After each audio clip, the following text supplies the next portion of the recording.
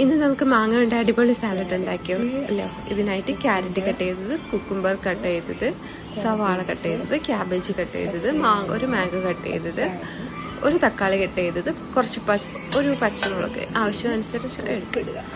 ഇതിലേക്ക് കുറച്ച് ഉപ്പ് ചേർക്കുക. നമുക്ക് ആവശ്യാനുസരണം ഉപ്പ് ചേർത്ത് കൊടുക്കുക.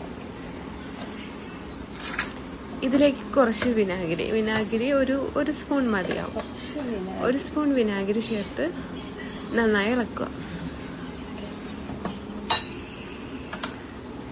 ഇനി ഇതിലേക്ക് 1/2 സ്പൂൺ കുരുമുളക് പൊടി, അരയോ ഒന്നോ ഒക്കെ ചേർക്കാം.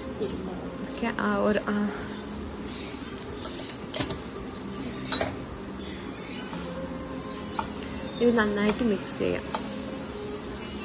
ഇതിനകത്തേക്ക് ഇനി നമുക്ക് എണ്ണ ഒഴിച്ചു കൊടുക്കാം.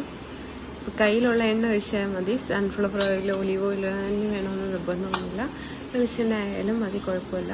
ഒരു 1/2 സ്പൂണോ എല്ലാം ഒഴിച്ചാൽ മതി. ഒരുപാട് ആവശ്യമില്ല. 1/2 സ്പൂണോ എല്ലാം ഒഴിച്ചു കൊടുക്കാം.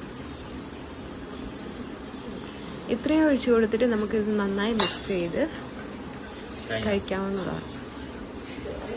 സാലഡ് ഇഷ്ടപ്പെടുന്നവർക്ക് ഇത് എന്തായാലും ഇഷ്ടപ്പെടും. എല്ലാവരും ട്രൈ ചെയ്ത് നോക്കണേ.